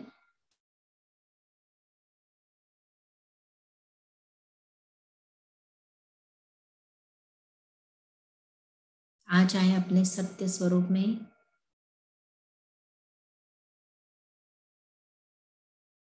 अनुभव करें कि मैं आत्मा एक रूहानी यात्री हूँ। मैं आत्मा वर्तमान इस संगम युग पर हूँ, लेकिन मुझ आत्मा ने 84 जन्म में वैरायटी प्रकार की यात्राएं की है। सतयुग से लेकर कलयुग अंत तक मुझ आत्मा ने अलग अलग जगह अलग अलग पाठ बजाए, अलग अलग आत्माओं के संबंध संपर्क में आई,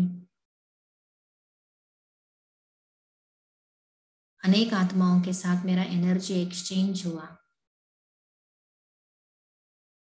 कईयों के साथ अच्छा रिश्ता निभाया और कईयों के साथ कोई कार्मिक अकाउंट क्रिएट किया। लेकिन इस अंतिम जन्म में, संगम युगी जन्म में, जो मेरा 84वां जन्म है, अंतिम जन्म है, इस जन्म में मुझे अपने आप को इन सारे कार्मिक अकाउंट से फ्री करके नए देवी संस्कार धारण करने हैं। और मैं इस पुरुषार्थ के लिए स्वयं को तैयार कर रही हूँ। शिव बाबा मेरा साथी है, परमात्मा शक्ति मेरे साथ है। अब मेरे लिए असंभव कुछ भी नहीं। शिव बाबा को अपना जीवन साथी बनाकर, उसके साथ सच्चाई से चलकर मैं आत्मा संगम युगी जन्म में अपने विचारों के ऊपर, अपने बोलों के ऊपर और अपने कर्मों के ऊपर ध्यान दे रही हूँ। उसको सकारात्मक बनाती जा रही हूँ। इस तरह से मैं पतित आत्मा पुनः पावन बनती जा रही हूँ। शिव बाबा का ज्ञान जल मुझ आत्मा की कमी कमजोरियों को धो रहा है और दिन ब दिन मैं आत्मा शुद्ध पवित्र होती जा रही हूँ।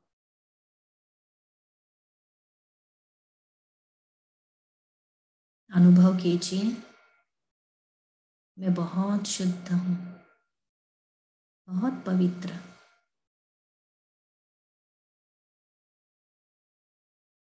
मेरे ऊपर के सभी नकारात्मक लेप छेप खत्म होते जा रहे हैं। शिव बाबा की योग अग्नि में भस्म हो रहे हैं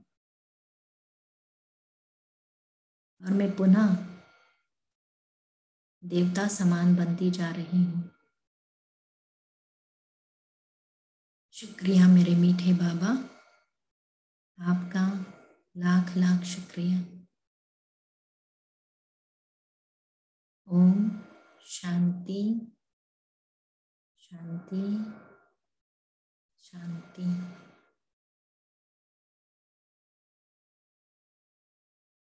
ओम शांति।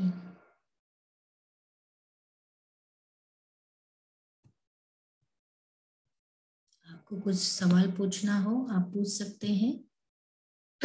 कुछ भी क्लैरिटी चाहिए हो।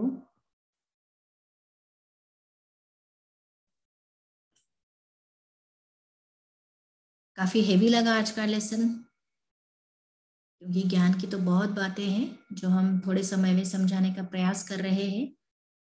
अगर जरूरी नहीं कि आपको एक वक्त में ही सब कुछ समझ में आ जाए, आप चाहे तो इसको एक दो बार सुनना और फिर भी कुछ समझ में ना आए तो आप प्रैक्टिकली सेंटर पे जाके भी, मैं तो आप सबको रिक्वेस्ट करूंगी, आप ऑनलाइन कोर्स करने के बाद अपने नजदीकी सेवा केंद्र से कनेक्ट हो जाओ। आपकी वहां की बहन के साथ कनेक्ट होके आप इन सारी बातों की क्लैरिटी और ले सकते हैं। और जैसे मैंने शुरू में भी कहा, ज्ञान सागर का ज्ञान बहुत गहरा है, बहुत ऊंचा है, उसको समझने में थोड़ा समय जरूर देना पड़ता है। हम एक वक्त में उसको ग्रास्प नहीं कर पाते हैं। तो धीरे धीरे जितना समझता है उस आधार से अपनी जर्नी शुरू करें, अपने जीवन के अंदर सकारात्मक चेंज अनुभव करना शुरू करें, फिर तो बाकी बातें अपने आप क्लियर होती जाएंगी। अच्छा, किसी का कोई सवाल?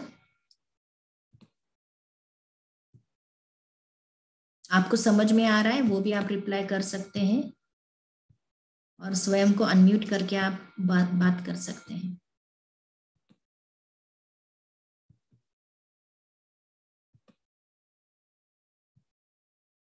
संजय भाई का सवाल है 1936 शिव बाबा एग्जिस्टेंस। आप सवाल पूछे संजय भाई, वो क्लियर नहीं हो रही है बात। मेरा सवाल ऐसा है कि शिव बाबा का एग्जिस्टेंस जो आपने बताया था कि 1936 1937 में कुछ हुआ होगा, तो ये 2500 साल 5000 साल पहले का कैसा आप बताते हैं ये?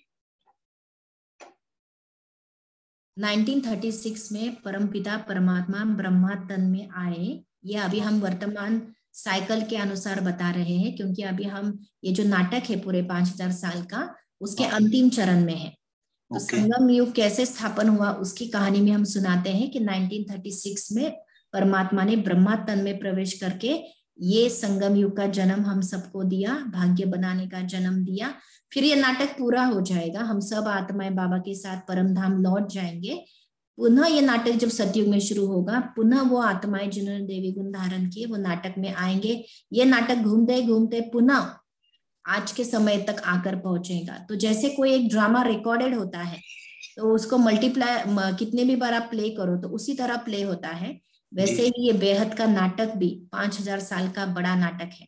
तो हर नाटक में संगम युग के समय पर ही शिव बाबा इस धरा पर आते हैं, हम आत्माओं को पतित से पावन बनाते हैं, और जब हम आत्माएं पावन बन जाती हैं तो बाबा कुछ समय के लिए हमको रेस्ट के लिए घर पर ले चलते हैं परम धाम में, और फिर हम नाटक में एंट्री करना शुरू करते हैं। तो इस तरह से ये चक्र चलता है। Thank you. ओम शांति। ओम शांति। जो आत्माएं धरती पर देरी से आएंगी, क्या उन्हें जल्दी जल्दी सुख और जल्दी जल्दी दुख भोगने होंगे? It's a good question. जो ये बात मैं अभी तक क्लियर नहीं किया था मैंने, कि हर आत्मा को, चाहे वो नाटक में सतयुग के बिगिनिंग में आए, त्रेता युग में आए, द्वापर युग में आए या कलयुग में आए, आई वो परम धाम से है जो हमारा ओरिजिनल घर है। वहां पर आत्माएं अपने प्यूरिटी के 100% प्यूरिटी में सेट होती है। लेकिन हर आत्मा की प्यूरिटी के लेवल भी अलग अलग होती है। जो लक्ष्मी नारायण की प्यूरिटी लेवल होगी और एक साधारण आत्मा की प्यूरिटी के लेवल वो अलग अलग होंगी, लेकिन फिर भी हर आत्माएं उसकी जो 100% है उस स्टेज में परम धाम में होती है। और कोई भी आत्मा नाटक में आए, चाहे लक्ष्मी नारायण की चाहे कोई भी आत्मा नाटक में जब आती है, तो उसके पास जितना ड्यूरेशन है, चाहे 5000 का, चाहे 4000 का, चाहे 500 का, चाहे 50 साल का, इस ड्यूरेशन में उस आत्मा को 3 फेजेस के थ्रू गुजरना पड़ता है। सतो प्रधान, रजो प्रधान, तमो प्रधान। वर्तमान समय सब देवताएं जो सतयुग के बिगिनिंग से उतरे थे वो तमो प्रधान अवस्था में है। इसीलिए हम कई बार देखते हैं कि हम ब्रह्मा कुमार कुमारी बने हैं, लेकिन फिर भी हमारे संस्कार इतने प्योर नहीं होते हैं, क्योंकि हम अपने लास्ट स्टेज पर हैं। और कुछ आत्माएं अभी अभी नाटक में उतरी है परम धाम से, वो तो अपने प्योरेस्ट स्टेज पर है, तो अभी उनका बोल चाल व्यवहार बहुत रॉयल होगा। लोग सोचेंगे ये तो देवता समान आत्मा है। तो ये डिफरेंस क्यों है? क्योंकि वो आत्मा अपने सतो प्रधान स्टेज में है और देवी कुल की आत्माएं अभी अपने तमो प्रधान स्टेज में है। देवी कुल की आत्माएं प्रयास कर रही है अपने तमोगुनी से सतोगुनी की तरफ चलने के लिए, वो जर्नी पर है, और ये आत्माएं जर्नी पर है सतो प्रधान से तमो प्रधान बनने की तरफ। तो इसीलिए यस, उनके पास जितना लाइफ स्पैन है या उनके पास नाटक का जितना रोल है, उतने समय में उनको प्योरेस्ट अवस्था, इन बिटवीन अवस्था और इम्प्योर अवस्था, तीनों अवस्थाओं में से हर आत्मा को गुजरना होता है। Whether Ravan was there in Treta Yuga? बिल्कुल भी नहीं। देवताओं के राज्य में कोई आसुर नहीं होता है। जैसे अभी आसुरों का राज्य है सब तरफ, विकारों का राज्य है, या कोई भी देवता नहीं है, वैसे जब देवी देवताओं की दुनिया होगी वहां पर कोई आसुरी संस्कार भी नहीं होगा, ना प्रैक्टिकल में कोई आसुर होगा। ये मनुष्यों ने बनी हुई कथाएं हैं। आप देखो, जब कई बार कहने में आता है रामायण कथा, महाभारत की कथा, कथा कभी रियल नहीं होती है। कथा में से सिर्फ मॉरल उठाना होता है। तो ये बातें तो बहुत डीप बातें हैं, आपको और गहराई से जानना है तो YouTube पे आप डाल सकते हैं कि रामायण का सत्य राज या रहस्य, अगर पॉसिबल हुआ तो मैं ग्रुप में ये वीडियो पोस्ट करती हूँ। आपको सारी सत्य बातें पता पड़ जाएगी कि ये कथाएं कैसी है और इसमें से क्या मॉरल हमें वर्तमान समय उठाना है। ठीक है, ओके। अर्णव भाई थैंक्स कर रहे, थैंक यू अर्णव भाई। अच्छा, और किसी, अच्छा गुरुराज भाई आप अनम्यूट करके बोल सकते हैं।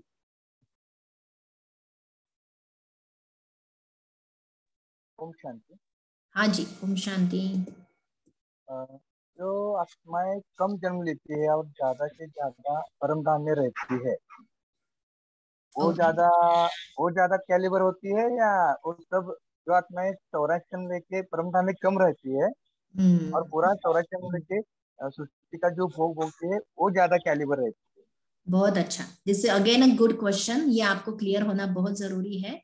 पहली बार जब हम सुनते हैं तो हमारी पहली चॉइस होती है क्या करना है, नाटक में आके दुख भोगना, ये सब उल्टे सुल्टे कर्म करना। अच्छा है हम ऊपर परम धाम में शांति में बैठे रहे, right. This is the obvious first choice, हमको अच्छी लगती है।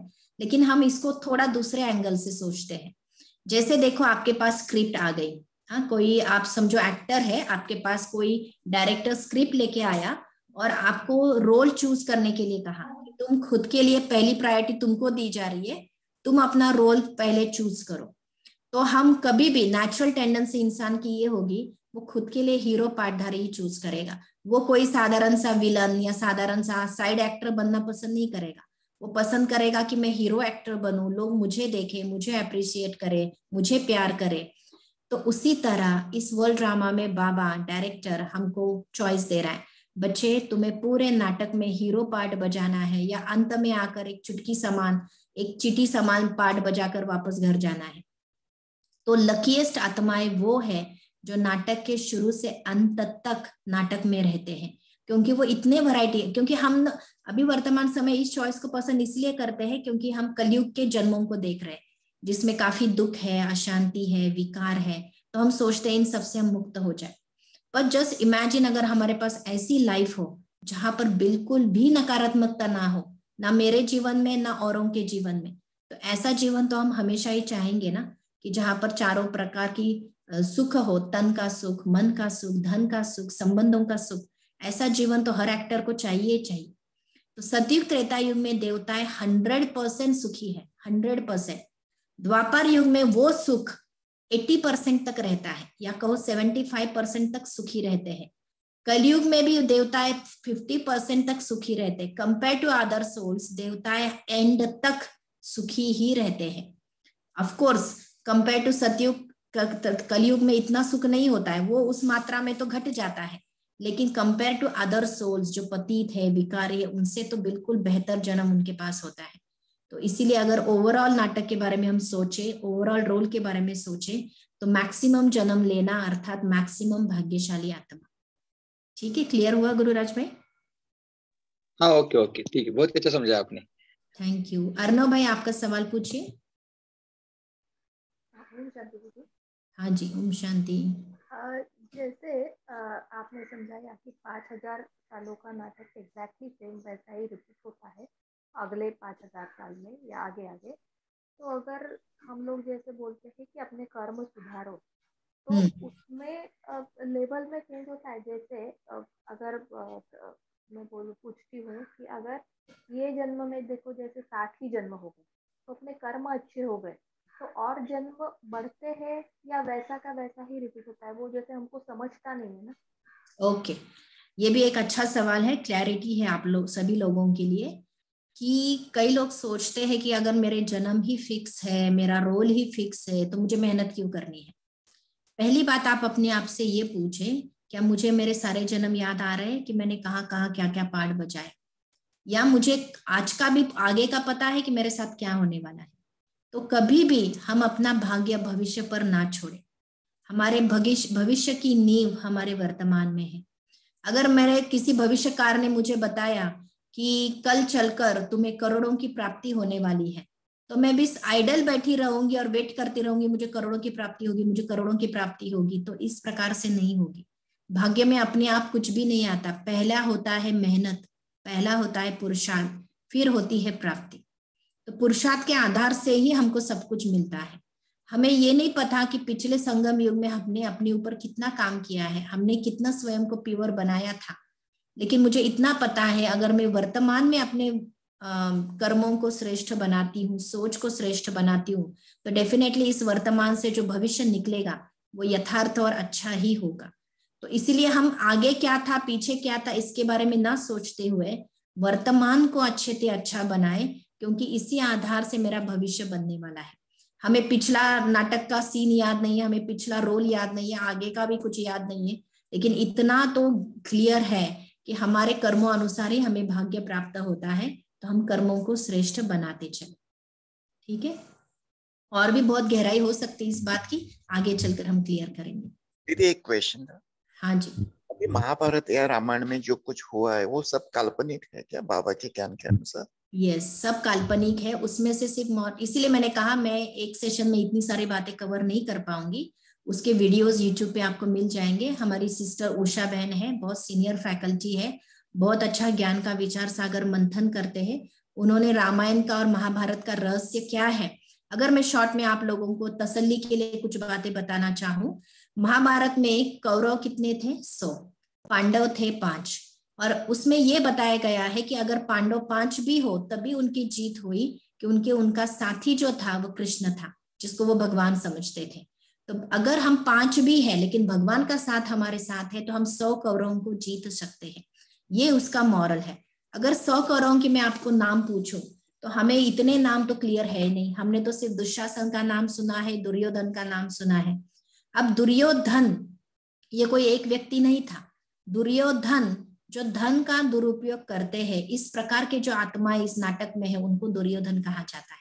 तो 100 प्रकार के निगेटिव कैरेक्टर्स अर्थात 100 कौरव, और 5 प्रकार के पावरफुल पॉजिटिव कैरेक्टर जिनका साथी भगवान है वो पांडव। युधिष्ठिर अर्थात युद्ध में जिसकी बुद्धि स्थिर, अर्जुन अर्थात परमात्मा से ज्ञान अर्जन करने वाला, भीम अर्थात शक्तिशाली आत्मा। तो ये 5 प्रकार के पॉजिटिव आत्माएं और 100 प्रकार के निगेटिव आत्माओं का वर्णन है। दुशासन अर्थात शासन का दुरुपयोग करने वाला, दुर्योधन अर्थात धन का दुरुपयोग करने वाला। वो कोई 1-2 आत्मा इस नाटक में नहीं है। आज हम देखते हैं नाटक में कितने दुशासन है और कितने दुर्योधन है। वास्तव में रियल महाभारत तो अभी चल रहा है, वो तो कोई होकर गया वो बात नहीं है। रियल महाभारत तो अभी चल रहा है। हम सभी युद्ध के मैदान में हैं। हमारी युद्ध कोई लोगों से नहीं है, हमारी युद्ध हमारे मन के विकारों से है, और वो युद्ध कर रहा है जिसने ज्ञान को अर्जन किया है, जो परमात्मा से सत्य ज्ञान सुन रहे हैं। अगर हम लास्ट सीन को विजुलाइज करें जो दिखाया है महाभारत के अंदर, रथ में सारथी के रूप में कृष्ण जी दिखाए हैं, और अर्जुन भी रथ में बैठा हुआ है, और सामने अक्षौनी सेना खड़ी है। कहते कुरुक्षेत्र में अक्षौनी सेना खड़ी थी, रथ में अर्जुन था जो युद्ध के लिए तैयार नहीं हो रहा था, और कृष्ण उनको बार बार रिक्वेस्ट कर रहे कि तुम युद्ध करो, और अर्जुन युद्ध के लिए इसलिए तैयार नहीं हो रहा था क्योंकि वो कह रहा था कि जो सामने सेना है उसमें मेरे अपने हैं, मेरे अपनों के खिलाफ मैं कैसे लड़ूं। तो कृष्ण उनको ज्ञान देते हैं। वास्तव में कहा जाता है गीता का ज्ञान सारा रथ में दिया गया।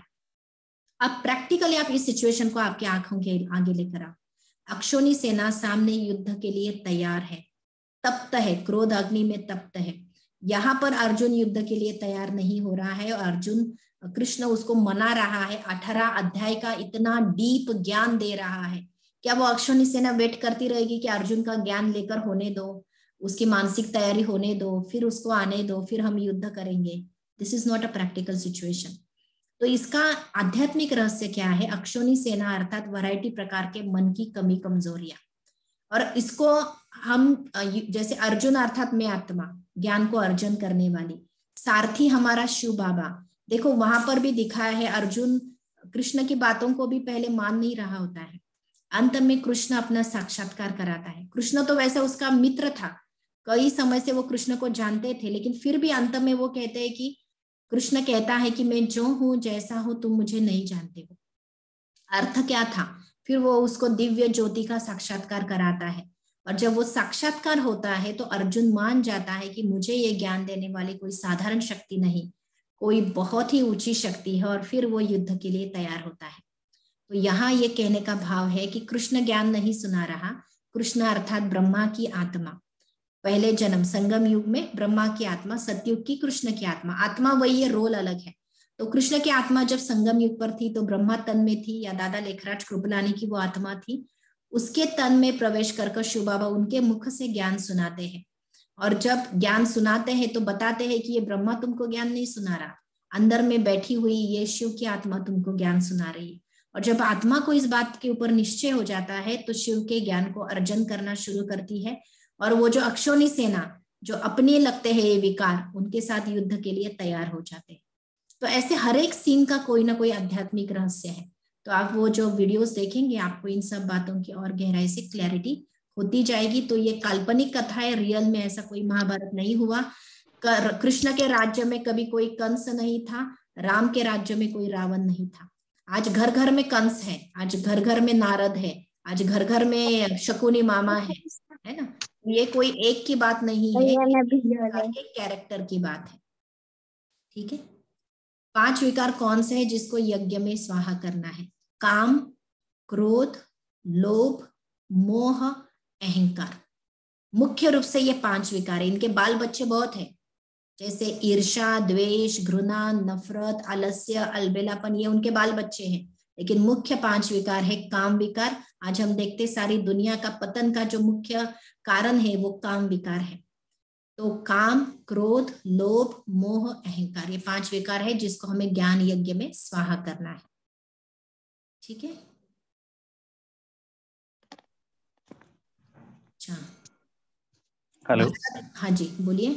ओम शांति दीदी। ओम शांति। मुझे ये पूछना था कि जो श्रीमद् भगवद गीता में लिखा है वो सब झूठ है क्या? फिर श्रीमद् भगवद गीता सत्य है, लेकिन वो नहीं जो मनुष्यों ने लिखी है। हम जो आज पढ़ रहे हैं वो मनुष्यों ने लिखी हुई श्रीमद् भगवद गीता पढ़ रहे हैं। आपने एक गेम को सुना हुआ, एक गेम के आधार से मैं इस बात को स्पष्ट करती हूँ। चाइनीज विस्पर के बारे में आपने शायद सुना होगा। उसमें क्या करते हैं, एक सर्कल में लोगों को बिठाते हैं और उसमें ये कहा जाता है कि जैसे समझो शुरुआत गेम की मेरे से हो रही है, तो मैं अपने बाजू वाले को एक सेंटेंस सुनाऊं और इतना धीरे से सुनाऊं कि उस बाजू वाली आत्मा के अलावा और कोई उसको सुन ना सके। वो एक सेंटेंस मुझे उसको सुनाना है और एक ही बार सुनाना है। अगर वो उसको ठीक से सुनाई नहीं दिया, उसने कहा क्या कहा था, तो मैं दोबारा नहीं कह सकती। मुझे एक ही बार वो एक सेंटेंस धीरे से, जितना वो सुन पक सके उतनी आवाज में उसको सुनाना है। और उसने जो कुछ सुना और समझा उसको वो अगले वाले पार्टिसिपेंट को फॉरवर्ड करना है।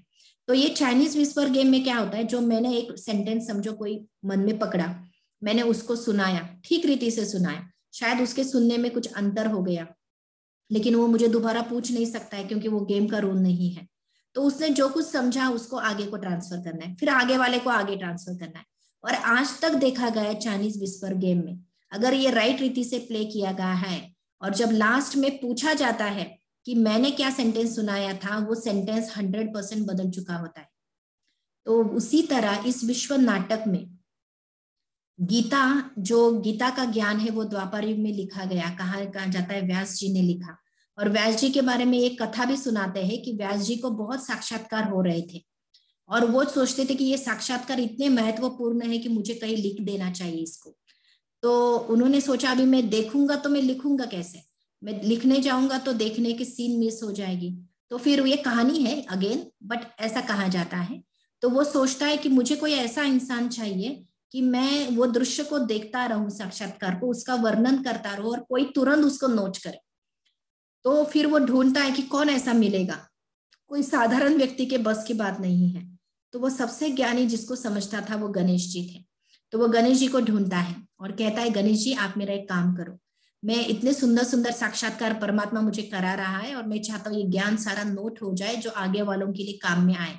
तो मैं देख सकता हूँ तो मैं लिख नहीं सकता हूँ, और जब देखने के बाद लिखने की कोशिश करता हूं तो कई सीन मिस हो जाते हैं।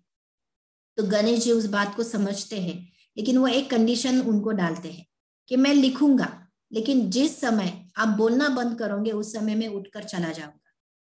तो व्यास जी इस कंडीशन को सुनते हैं, सोचते हैं कि हाँ ठीक है, लिख तो रहा है ना और बुद्धिमान व्यक्ति को मैं लिखने के लिए दे रहा हूं। तो व्यास जी को वो साक्षात्कार होते वो बोलना शुरू करते हैं और जब वो साक्षात्कार को देखते हैं कई बार उनको उस सीन को समझने के लिए समय लगता है, लेकिन अब वो मुख काम बंद कर देंगे तो गणेश जी उठकर चले जाएंगे। तो उनको फर्स्ट अटेम्प्ट में उस सीन का जो अर्थ समझा वो मुख से वैसे ही बोलते जाते हैं विदाउट कंप्लीट अंडरस्टैंडिंग, और वो गणेश जी लिखते जाते हैं। तो कहने का भावार्थ ये है कि गीता जो लिखी गई वो 100% रॉन्ग नहीं है, उसकी कई बातें सच है, लेकिन आटे में नमक जितना सच होता है उतना ही सच है। तो फिर रियल सत्य ज्ञान क्या है गीता का, जो वर्तमान समय शिव परमात्मा ब्रह्मा मुख से हमें सुना रहा है, वास्तविक इतने दिनों से हम जो ये ज्ञान सुन रहे हैं, ये सत्य गीता का ज्ञान है। और दुनिया में कहा जाता है जो व्यक्ति अपने जीवन में गीता का ज्ञान उतरता है वो देवता बन जाता है। अगर हम इतने समय से जो गीता का ज्ञान पढ़ रहे थे, अगर वो सत्य था, आज इंसान देवता बन जाना चाहिए था, ना कि आसुर। लेकिन जब हम सत्य ज्ञान ब्रह्मा मुख से शिव बाबा द्वारा, क्योंकि गीता ज्ञानदाता शिव बाबा है, तो गीता ज्ञान आज हम वर्तमान समय इतने लाखों आत्माएं धारण कर रही है, उन्होंने अपने जीवन के अंदर बहुत पॉजिटिव चेंज अनुभव किया है। और यही प्रमाण है कि वो सत्य गीता का ज्ञान है जो एक साधारण मनुष्य को देवता बना देता है। ठीक है, थैंक यू। ओम शांति। ओम शांति। हाँ विजय भाई, आपको कुछ पूछना है? एक लास्ट सवाल लेते हैं क्योंकि 8:30 बज चुके हैं। हाँ जी विजय भाई। ओम शांति दीदी। हाँ जी दीदी, मेरे कुछ मित्र थे जो कि बहुत सीधे साधे और भोले वाले थे, और आमतौर पर भी देखा गया कि ऐसे जो लोग होते हैं वो जल्दी उनका देहांत हो जाता है, जबकि शैतान लोग तो एकदम आराम से मजे कर रहे हैं। और ये सभी जने बोलते हैं कि अगर कर्मों का फल है तो फिर ऐसा कैसे हो चलेगा जल्दी। जो भोले भाले हैं ना, उनका साथी भगवान होता है, क्योंकि भोलानाथ ये जो टाइटल है शिव बाबा का टाइटल है। शिव बाबा को भोले बच्चे बहुत पसंद है, और हमको लगता है कि उनके साथ अच्छा नहीं हो रहा है या जो बुरा कर रहे हैं उनके साथ अच्छा हो रहा है, ये हमारा भ्रम है। संपत्ति मिलना, नाम मान शान मिलना, ये अच्छा होना जरूरी नहीं है। कई बार संपत्ति मिलके, नाम मान शान होके, अगर हम प्रैक्टिकल में उनके जीवन के अंदर झांक कर देखे हैं, उनके जितना दुखी और कोई नहीं होता है। और ये भोले भाले इंसान जो हमको ऊपर से बहुत साधारण साधारण दिख रहे हैं, लेकिन उनका जीवन अगर हम देखते हैं तो बिल्कुल सिंपल, सादा और सुखी होते हैं। उनको चैन की नींद आती है। और इन लोगों को जो हमें लग रहा है बहुत सक्सेसफुल है, बहुत पैसे वाले हैं, उनको रात की नींद भी नहीं आती, गोलियां खाकर उनको सोना पड़ता है। तो कभी भी हम बाहरी बातों को देखकर जजमेंट ना करें कि ये सुखी और ये दुखी है। हम अपने खुद के जीवन में झांक कर देखें, जो सच्चा है, साफ है, उसको सुखी रहना ही है। ये संसार का नियम है। तो वो कोई बाहर कितना भी दिखावा करे, सब झूठ है। ठीक है, चलो आज का सेशन फिर हम यहाँ ही पूरा करते हैं। सवाल तो हो सकते हैं बहुत सारे हो, और समय से प्रति समय हम सवाल के जवाब भी देते जाएंगे। तो आज के लिए हम विराम लेते हैं, शिव बाबा को थैंक्स करते हैं, और ज्ञान की बातों को सुनकर उसको समझने का और प्रयास करते हैं। तो thanks Baba, thanks all of you. Let's have a 1 minute silence and we will close the session.